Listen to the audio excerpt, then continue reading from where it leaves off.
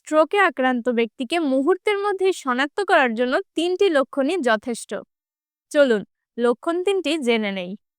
1. মুখ একপাশে বেঁকে যাওয়া। রোগীকে হাসতে বলুন। খেয়াল করুন রোগীর মুখ একপাশে ঝুলে যাচ্ছে কিনা কিংবা স্বাভাবিক নড়াচড়া বন্ধ হয়ে গেছে কিনা। এটি স্ট্রোকে আক্রান্ত হওয়ার প্রথম লক্ষণ। 2. হাত বা পা হঠাৎ দুর্বল হয়ে যাওয়া। রোগীকে 2 হাত একসাথে উপরে তুলতে বলুন। যদি এক হাত তুলতে না পারে কিংবা তোলার পরেও যদি পড়ে যায় তাহলে এটি বিপদের লক্ষণ। অনেক সময় স্ট্রোকে আক্রান্ত ব্যক্তির শরীরের এক পা সম্পূর্ণ অবশ হয়ে যেতে পারে।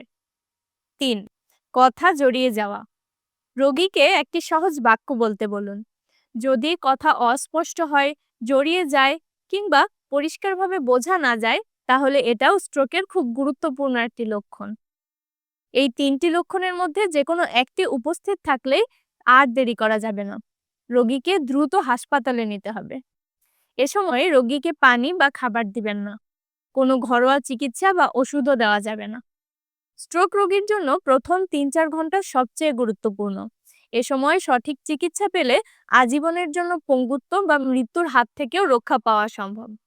মনে রাখবেন, স্ট্রোক যে কোনো বয়সেই হতে পারে, তাই এই লক্ষণগুলো সবার জেনে রাখা জরুরি। নিজে সচেতন হন, অন্যদেরও সচেতন করুন।